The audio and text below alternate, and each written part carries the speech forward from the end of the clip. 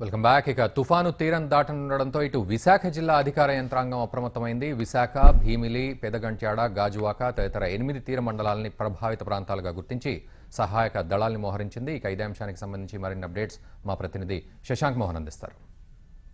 కాకినాడ దగ్గర తుఫాను తీరం దాటుతుందంటున్నారు. ఈ రోజు సాయంకాలానికి బహుశా ఈ తీరం దాటే ప్రక్రియ ప్రారంభం కావచ్చు. ప్రస్తుతం అయితే మనం విశాఖపట్నం తీరంలో ఉన్నాం. విశాఖ నుంచి కాకినాడ దాదాపు 150 కిలోమీటర్ల దూరం. ఇప్పటికే చూడవచ్చు విశాఖపట్నంలో సముద్రం అల్లకల్లోలంగా ఉంది. అలాగే వర్షం కూడా మొదలైంది. తీవ్రమైన గాలులు వీస్తున్నాయి. దీంతో టూ వీలర్స్ మీద వెళ్లే పరిస్థితి అయితే లేదు. అయినప్పటికీ కొంతమంది బీచ్ రోడ్లో సరదా కోసం వస్తున్నారు. వాళ్ళందరూ కూడా బళ్లు స్కిడ్ అయిన పరిస్థితి కనిపిస్తోంది.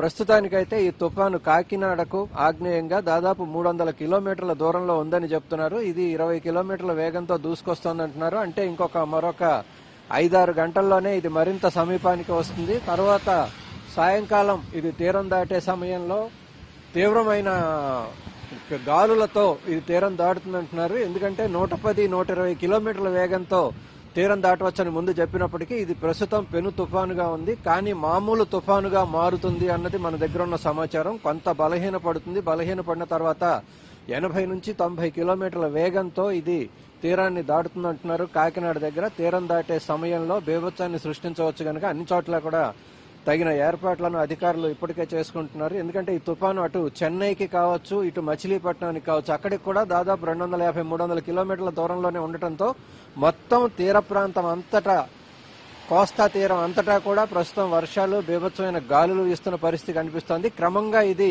తీరానికి సమీపానికి వచ్చినప్పుడు తీర ప్రాంతంలో కేవలం కొన్ని జిల్లాలు, అంటే ప్రధానంగా కృష్ణా, పశ్చిమ గోదావరి, తూర్పు గోదావరి, విశాఖపట్నం, విజయనగరం, శ్రీకాకుళం ఈ జిల్లాల మీద దీని ప్రభావం ఉంటుంది అన్నది చెప్తున్నారు. విశాఖపట్నంలో అయితే ఒక 5 మండలాలు తుఫాను తీరం దాటే ప్రాంతానికి సమీపంలో ఉన్నందువల్ల ఆ 5 మండలాలు పాయకరావుపేట, రాంబిల్లి, అచ్యుతాపురం, యలమంచిలి, పరవాడ ఈ మండలాల్లో ప్రధానంగా ఎక్కువ ఎఫెక్ట్ ఉండవచ్చు అంటున్నారు. నక్కపల్లి తీర ప్రాంతంలో కూడా ఎఫెక్ట్ ఉంటుంది కనుక అవన్నీ కూడా తగిన జాగ్రత్తలను ముందుగానే తీసుకుని ఒక జాయింట్ కలెక్టర్ ఆధ్వర్యంలో అక్కడే తగిన ఏర్పాట్లతో సిద్ధమయ్యారు. ఇప్పటికే రేషన్ కావచ్చు, మిగతా సరుకులు కావచ్చు తీసుకొచ్చారు.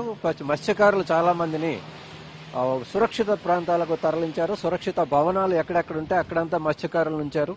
ప్రస్తుతానికైతే పరిస్థితి ఇలాగ ఉంది. విశాఖపట్నంలో తీవ్రమైన గాలులు వీస్తుండటంతో ప్రజలు బయట నడిచే పరిస్థితి లేదు. దానికి తోడు శీతాకాలం కావడంతో తుఫాను కారణంగా చలిగాలులు కూడా తీవ్రంగా పెరుగుతున్నాయి. చలి తీవ్రత కూడా అధికంగా ఉంది.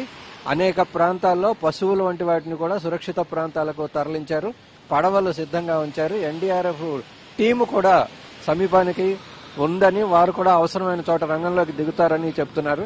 విశాఖ నగరంలో కూడా అధికారులు ఇప్పటికే అప్రమత్తమై అన్ని చోట్ల తగిన ఏర్పాట్లు చేశారు. విశాఖ బీచ్ రోడ్ లో ఉన్న తుఫాను షెల్టర్లు అన్నిటా కూడా ఏర్పాట్లను చేసి మత్స్యకారులను కొంతమంది చేస్తున్నారు. అయితే మరికొంత తీవ్రత వచ్చాకే తాము వస్తామని మత్స్యకారులందరూ తమ వలలు, పడవలు బాగు చేసుకుంటూ లేదా తీరానికి చేర్చుకుంటూ అక్కడే ఉంటున్నారు. మొత్తం మీద విశాఖ సముద్ర తీరం మనం చూడవచ్చు ఎంత బీభత్సంగా ఉందో. అలలు ఉవ్వెత్తున ఎగసి పడుతున్నాయి. ఇక్కడ మెరైన్ పోలీసులు ఎవరో కూడా బీచ్ లోకి వెళ్లకుండా ఇప్పటికే కాపలా కాస్తున్న పరిస్థితి కూడా ఉంది. ఎవరిని బీచ్ లోకి వెళ్ళినట్లేదు. ఉన్న జనమే తక్కువ, కానీ 1-2 యువకులు ఎవరైనా ఉత్సాహంగా వచ్చి బీచ్ లో దిగుతారేమో అన్న భయంతో పోలీసులు వారిని కూడా హెచ్చరిస్తూ తిరుగుతున్నారు. అలాగే సిటీలో కూడా ప్రజలందరూ కూడా జాగ్రత్తగా ఉండాలి. లూజ్ గా ఉన్న రేకులు వంటివి ఏమన్నా ఉంటే ముందే విప్పేయండి. అలాగే వాళ్ళ దగ్గర ఉన్న షాపులకు ఉన్న బోర్డులు అలాంటివి కూడా పడి గాయాలయ్యే ప్రమాదం ఉంది కనుక వాటి పట్ల కూడా జాగ్రత్తగా ఉండాలని అందరూ హెచ్చరికలు చేస్తూ మైకుల్లో తిరుగుతున్నారు. మొత్తం మీద గతంలో వచ్చిన తిత్లీ, గజ తుఫాను కంటే కూడా విశాఖపట్నంలో ఈ తుఫాను తీవ్రత ప్రధానంగా ప్రజలకు ఎక్కువగా కనిపిస్తుంది. గతంలో గాలులు ఉన్నాయి కానీ ఎక్కడా కూడా వర్షం పడిన పరిస్థితి అయితే గతంలో లేదు. 2 తుఫాన్లకి ఇబ్బంది పెట్టింది. ఇప్పుడు మాత్రం 2 తుఫాన్లు కంటే కూడా ఈ తుఫాను, ఈ పెథాయ్ తుఫాను కారణంగా విశాఖలో భారీ వర్షాలు కురిసే అవకాశం ఉంది. విశాఖ జిల్లా అంతటా కూడా ఇదే పరిస్థితి ఉంది.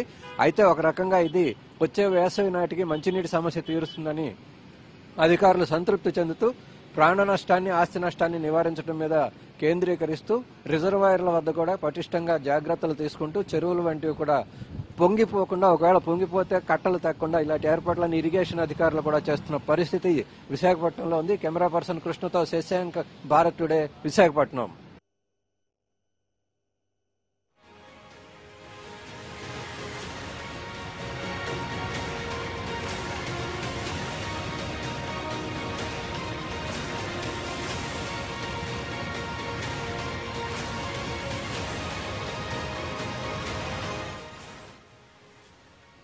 పెథాయ్ తుఫాన్ ప్రభావం ప్రజల మీద పడకముందే వారికి అన్ని విధాలుగా సహకరించాలని జనసేన అధినేత పవన్ కళ్యాణ్ జన సైనికులకు పిలుపునిచ్చారు.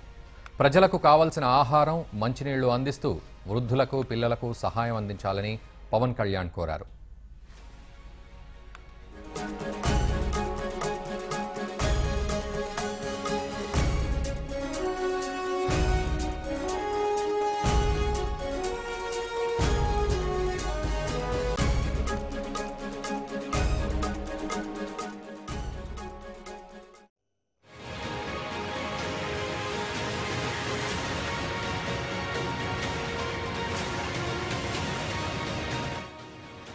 పెథాయ్ ముప్పుతో దక్షిణ మధ్య రైల్వే కూడా అప్రమత్తమైంది.